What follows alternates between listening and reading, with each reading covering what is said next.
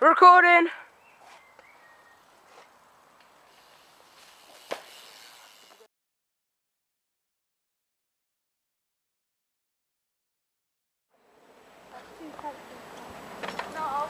Alright, so this is my bike check.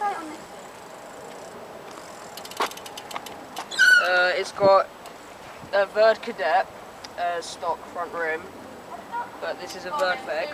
So this is my KHE Mach 2 dirt tyre. Here. My headset is volume with my stem as well. Yeah. I got We The People lock stock bars, Fitz Edwin grips that have been worn out. My frame is a Verde 2010. I have salt cranks, a salt sprocket, and E-clap pedals. And I have an E-clap bottom bracket.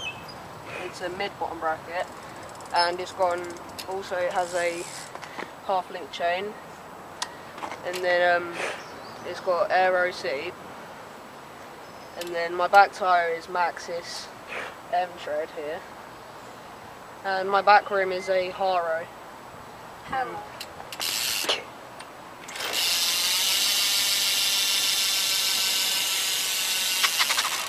And that's my bike.